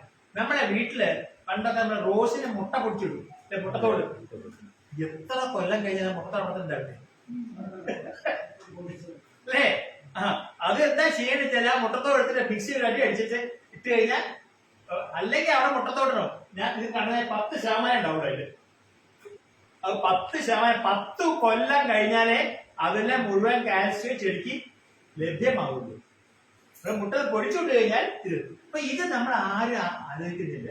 നമ്മളെ എടുക്കുന്ന ഇതിന്റെ കുമ്മായത്തിന്റെ തരിയുടെ വലിപ്പം. അടുത്തത്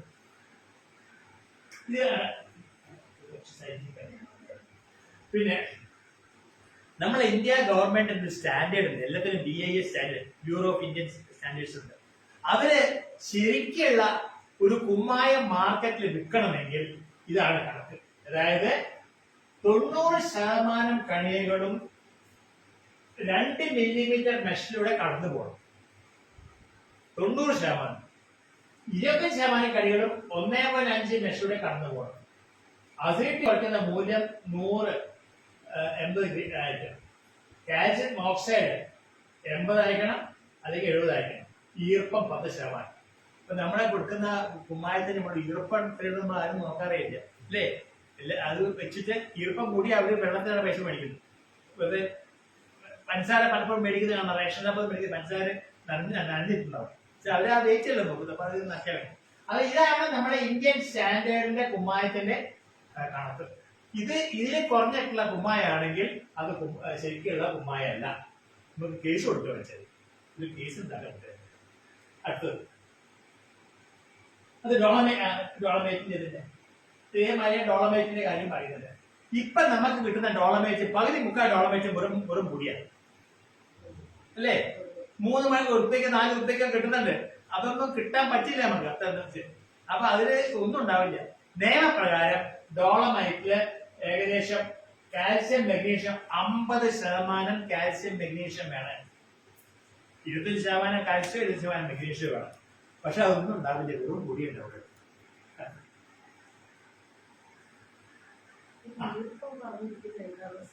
ഈർപ്പം എന്ന് പറഞ്ഞാൽ നമ്മള് നേരത്തെ പറഞ്ഞ പഞ്ചസാര കാര്യമാണ്. പഞ്ചസാര നമ്മൾ സാധനം മേടിക്കുന്ന പഞ്ചസാര തരിതരിയിട്ടാവില്ലേ? ചില പഞ്ചസാര മേടിക്കാൻ വെള്ളം ഉണ്ടാവില്ല, അത് കുറച്ച് വെള്ളമായിട്ടാവില്ലേ, നനവുണ്ടാവില്ലേ? ആ നനവ്. അപ്പൊ നനവ് എന്ന് പറയാൻ വെള്ളമുണ്ട്, അർത്ഥം അത്രേ ഉള്ളൂ. പിന്നെ വേറൊരു കാര്യം, ഈ pHന്റെ അഡ്ജസ്റ്റ്മെന്റ്, pH കൂടിയാൽ കുറഞ്ഞാൽ ചില രോഗങ്ങൾ കൂടും, ചില രോഗങ്ങൾ കുറയും. അപ്പൊ അങ്ങനെ ഒരു കാര്യങ്ങൾ അത് നമ്മൾ ആരും ശ്രദ്ധിക്കാറില്ല. അപ്പൊ pH കുറഞ്ഞ pH ഉള്ള മണ്ണിൽ ബാക്ടീരിയ രോഗങ്ങൾ കൂടുതലായിരിക്കും. നമ്മളെ കേരളത്തില് വഴുതന ചെടി, തക്കാളി ചെടി എപ്പോഴും നിന്ന് ഉണങ്ങുന്ന കാണുന്നില്ലേ പെട്ടെന്ന്? അതിന്റെ കാരണം വാട്ടർ ഉണ്ടാവില്ലേ? ആ വാട്ടർ ഉണ്ടാവാൻ കാണിച്ച ബാക്ടീരിയയാണ് കാരണം, സ്യൂഡോമോണസ് ബാക്ടീരിയ കാരണക്കാരൻ. ആ ബാക്ടീരിയയുടെ വളർച്ച ഈ അമ്ലത്ര സ്വഭാവമുള്ള മണ്ണില് കൂടുതലായിരിക്കും, രോഗം കൂടും. നമ്മുടെ രോഗം കൂടാൻ വേണ്ടി വേറെ മരുന്നൊന്നും അപ്ലൈ ചെയ്യേണ്ട ആവശ്യമില്ല, മണ്ണിലെ pH കൂട്ടിയാൽ. അത് ഒരു വലിയൊരു കാര്യമാണ്, നമ്മൾ ആദ്യം ശ്രദ്ധിക്കാത്തൊരു കാര്യമാണ്. രണ്ടാമത്തെ, ചെടിക്ക് പ്രതിരോധ ശക്തി കുറയും. നമ്മളിപ്പം രോഗം പിടിച്ചു നിർത്താൻ കഴിവുണ്ടാവില്ലേ, അത് ചെടിക്ക് വളരെ വേഗം കുറയും. അത് വേറൊരു കാരണമാണ് ഈ pHന്റെ മോഡ്, ലോ pH. പിന്നെ നമ്മള് ട്രൈക്കോഡർമ, സ്യൂഡോമോണസ് ഒക്കെ നമ്മൾ അപ്ലൈ ചെയ്തില്ലേ, അത് ശരിക്കും പ്രവർത്തിക്കണമെങ്കിൽ pH ന്യൂട്രൽ ആയിരിക്കണം. ബയോ കൺട്രോൾ ഏജന്റുകളുടെ പ്രവർത്തനം കുറയ്ക്കും.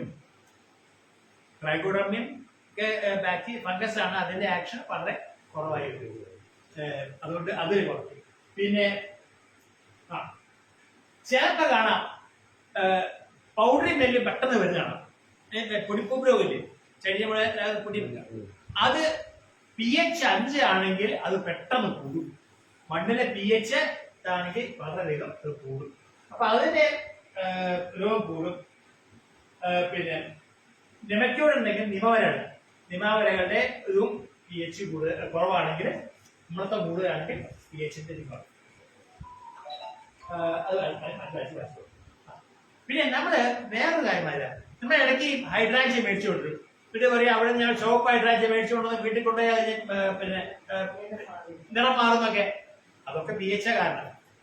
അതായത് ചെടീന് കുഴപ്പമില്ല.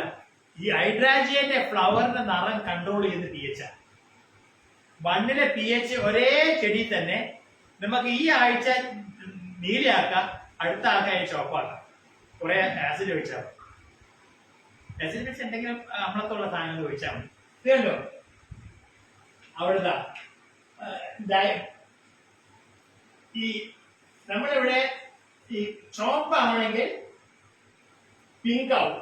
അതായത് ഹൈ pH 7 മേൽ കൂടുതലാണെങ്കിൽ അതിന്റെ പൂവ് ചുവപ്പായിരിക്കും. pH 7 താഴെയാണെങ്കിൽ അതിന്റെ ഫ്ലവർ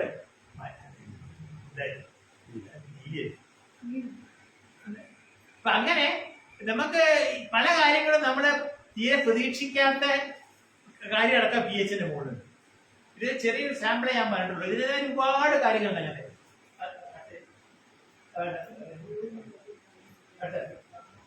അങ്ങനെ ഞാൻ പറഞ്ഞു നമ്മുടെ pH-ന് ഇപ്പൊ ഈ പൂവിന്റെ നിറവ്യത്യാസത്തിന്റെ കാര്യം പറഞ്ഞു. അപ്പൊ ഈ വ്യത്യാസമാണോ കായ്കളിൽ ചില സമയങ്ങളിൽ ഒരു സീസൺ വരുന്നത്? അപ്പൊ പച്ചക്കറി നമ്മുടെ ചന്തകളിൽ കൂടുതൽ വിലയുണ്ട്. അപ്പം പുറത്തുനിന്ന് വരുന്ന പച്ചക്കറികളിൽ പൂക്കുന്നതിനും കാറ്റുന്നതിനുള്ള മരുന്ന് തളിച്ചിട്ടായിരിക്കുമോ? അല്ല, രണ്ട് കാര്യങ്ങളുണ്ട്. കുറെ കാര്യങ്ങളുണ്ട്. ഒരു കാരണം വെച്ചാല് സീസണാണ്. നമ്മുടെ ഓരോ ചെടിക്കും ഇതുണ്ട്, ഡേ നൈറ്റ് ലൈറ്റിന്റെ പ്രശ്നമാണ്. 12 മണിക്കൂർ വെളിച്ചം വന്നാല് ചില കായ്കൾ കായ്ക്കും. ചിലപ്പോൾ 6 മണിക്കൂർ വെളിച്ചം വന്നാൽ കായ്ക്കും. ചിലത് 14 മണിക്കൂർ വെളിച്ചം കണ്ടാൽ കായ്ക്കുള്ളൂ. അങ്ങനെ തമിഴ്നാട്ടിലൊക്കെ ആണെങ്കിൽ വെയിൽ കുറെ കൂടുതലുണ്ട്. അതിന്റെ വ്യത്യാസം വരുന്നത് അങ്ങനെ പഠിച്ചു. പിന്നെ ഇതുകൊണ്ട് പിന്നെ നമുക്ക് ചില ചെടികൾക്ക് പൂക്കാൻ വേണ്ടിയിട്ട് നമുക്ക് നമ്മളിതില്ലേ പൈനാപ്പിൾ എത്ര പൈസ സ്പ്രേ ചെയ്ത് കഴിഞ്ഞാൽ നമുക്ക് കൃത്യ ദിവസം കഴിഞ്ഞാൽ പറയാം ഇന്ന ദിവസം പൂക്കുന്നു. സ്പ്രേ ചെയ്തിട്ട് ഇന്ന ദിവസം പൂക്കുന്നു നമുക്ക് അഡ്ജസ്റ്റ് ചെയ്യാൻ പറ്റും. റോസ് ഒക്കെ ഫ്ലവർ കെമിക്കൽ സ്പ്രേ ചെയ്തിട്ട് ഇന്ന ദിവസം പൂക്കുന്നു പറയാൻ പറ്റും. ഇതിലൊക്കെ വരുമ്പോഴേ എക്സിബിഷനൊക്കെ വരുമ്പോഴേ അങ്ങനെ ചെയ്യാം. ഇങ്ങനെ സ്പ്രേ ചെയ്തിട്ട് ചെയ്യാം. ഇതാണ് pH കൊണ്ട് അഫക്റ്റ് ചെയ്യുന്നത്. ആദ്യം മണ്ണിലെ മേത്ത് തുടങ്ങാം. Biodegradation of organic pollutants, degradation health, rhizosphere process. Rhizosphere എന്ന് പറഞ്ഞാല് വേരിന്റെ അടുത്തുള്ള വേരിൽ കൂടി പുറത്തേക്ക് വരുന്ന ദ്രാവകങ്ങളിൽ വളരുന്ന ചില അണുക്കളുണ്ട്. അതിനെയാണ് റൈസോസ്ഫിയർ എന്ന് പറയുക. Rhizosphere micro organism. അതിന്റെ വളർച്ച ഓർഗാനിക് അമെൻമെന്റ്സ്, നമ്മുടെ പിന്നെ ഇലകള് അതേമാതിരി തന്നെ ഓർഗാനിക് മെനുകളൊക്കെ ഇട്ട് കഴിഞ്ഞാല് pH അത് ബാധിക്കും. അത് pH-നെ ബാധിക്കും. pH അത് ബാധിക്കും, pH അത് ബാധിക്കും. Dissolution of organic matter elements. ചില ഈ pH മണ്ണിലെ വളങ്ങൾ നേരത്തെ പറയാനാണ്, വളങ്ങളുടെ ലഭ്യത കൂട്ടുകയോ കുറയ്ക്കുകയോ ചെയ്യും. ന്യൂട്രിഫിക്കേഷൻ മൈക്രോബിയൽ അതൊക്കെ ഞാൻ മനസ്സിലാക്കി. ഇതാണ് ജനറൽ ആയിട്ട് pH-ന്റെ. ഞാനത് കഴിയുന്നതും ഒരു 3/4 മണിക്കൂറോളം നിർത്തി. പിന്നെ സംശയം ചോദിക്കും. ഈ മൈക്രോ ന്യൂട്രിയൻസ് നമുക്ക് ആർട്ടിഫിഷ്യലായിട്ട് ജൈവ രീതിയിൽ ഉണ്ടാക്കിയെടുക്കുന്നതിനുള്ള ഏതെങ്കിലും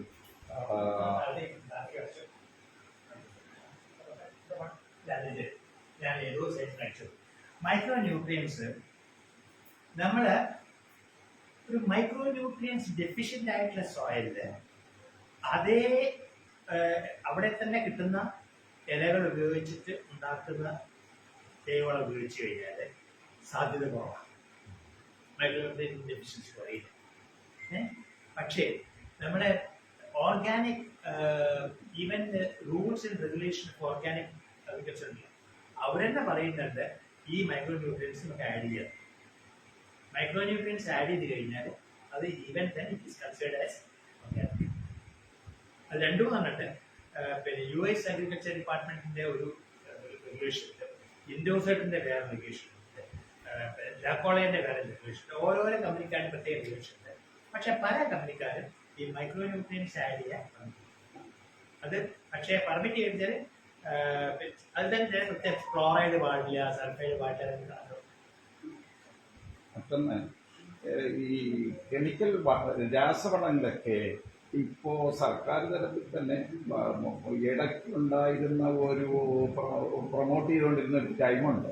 ഇപ്പോഴങ്ങനെ കുറവല്ല, എങ്കിലും അത് കൂടുതലും ജൈവവളങ്ങളിലോട്ട് കോൺസെൻട്രേറ്റ് ചെയ്യാൻ വേണ്ടിയിട്ടുള്ള ഒരു പ്രോത്സാഹനം കൊടുക്കുന്നു. അതിന്റെ റീസൺ എന്താണ്? നമ്മള് ഇൻഡിപെൻഡൻസ് കിട്ടിയിട്ട് ആദ്യ കാലങ്ങളിൽ നമുക്ക് ഏറ്റവും അത്യാവശ്യം എന്തായിരുന്നു? പഷ്ണിയായിരുന്നു. ആ പഷ്ണി മാറ്റാൻ വേണ്ടിയിട്ട് ഏറ്റവും എളുപ്പത്തിൽ ഇത് ആദ്യം ചെയ്തു നമ്മുടെ അത്യുൽപാദന ശേഷിയുള്ള. ഇപ്പൊ നമ്മൾക്ക് ഇപ്പോഴും നമ്മൾ കുറ്റം പറയുന്നുണ്ട്. ഞാൻ പഠിക്കുന്ന കാലത്ത് അഗ്രികൾച്ചർ കോളേജിലേക്ക് ഞാൻ പോകുമ്പോൾ തിരുവല്ലത്തിന്റെ അടുത്ത് വെച്ചിട്ട് ബസ് നിർത്തുവരും കുട്ടികൾ. എന്നിട്ട് നമ്മളെ കൈകളിലുള്ള ഭക്ഷണപ്പൊതി മുഴുവൻ ഒരു വാങ്ങിച്ചെടുക്കും. ക്ഷാമാണ്. ഞങ്ങൾ ഹോസ്റ്റലൊക്കെ ഞങ്ങൾക്ക് ആഴ്ചയിൽ 3 ദിവസം ഭക്ഷണം ഉണ്ടായിരുന്നില്ല. എന്റെ ഏട്ടന്റെ കല്യാണത്തിന്, ഏട്ടൻ എന്ന് പറഞ്ഞ ആള് അന്നൊരു IAS കാരനാണ്. അങ്ങേരെ കല്യാണത്തിന് അടി എഴുതിയിട്ടുണ്ട്, ഭക്ഷണം കല്യാണത്തിന് കൊടുക്കുന്നതല്ല. എന്റെ അമ്മായി കല്യാണം കഴിച്ചിട്ടുള്ള കോഴിക്കോട്ടെ സാമൂരിന്റെ മകനെയാണ്. അപ്പൊ സാമൂരിന്റെ മകന്റെ കല്യാണത്തിന് കൊണ്ടുവന്ന എന്താണ് കല്യാണത്തിന് അടി ചെയ്തിട്ടില്ല, വരുമ്പോൾ റേഷൻ കാർഡ് കൊണ്ടുവരണം. റേഷൻ കാർഡ് കൊണ്ടുവന്നു, ഞാൻ അരി മേടിച്ചു, എന്നിട്ട് ഭക്ഷണം ഉണ്ടായി കൊടുത്തു. അല്ലേ? അന്ന് ക്ഷാമാണ്. ഇപ്പൊ പറയുന്ന ആൾക്കാര് ആ ക്ഷാമം കണ്ടിട്ടില്ല. അപ്പൊ ക്ഷാമം ഇത് കൊണ്ടുവന്നിട്ടില്ലെങ്കിൽ എന്ത് പറയും? ക്ഷാമം കൊണ്ട് ഇത്ര ആൾക്കാർ മരിച്ചു, കുറ്റം പിന്നെയും സർക്കാരിന്റെ പേര് വരും. അപ്പൊ തൽക്കാലത്തേക്ക് വേണ്ടിയിട്ട് ഈ നമ്മൾ ആദ്യമായിട്ട് പെട്ടെന്ന് കിട്ടാൻ വേണ്ടിയുള്ള ഒരു മാർഗമായിരുന്നു ഇത്. അത് പിന്നെ സർക്കാർ എന്ന് പറയുന്നു, നിങ്ങളിപ്പോ പിന്നെ എന്താ ഈ ഇപ്പൊ നമ്മളെ കയ്യിൽ അരി വേണ്ട പോലെ സ്റ്റോക്ക് ഉണ്ട്. 2.8% 28% കൂടുതൽ അരി നമ്മളെ ഗോഡൌണിലുണ്ട്. അപ്പൊ അതിന് നമുക്ക് അരി ആവശ്യമില്ല. ഇതൊന്ന് ഓഫ് ചെയ്യും. ഇനി ഞാൻ ടേക്ക് ചെയ്ത കൺഫ്യൂഷൻ ഇനി പറയുന്നത് ചെറുതായിട്ട് അത് ഉണ്ടാവുക ശരിയല്ല. ഞാൻ പറഞ്ഞുതരാം. ഇനി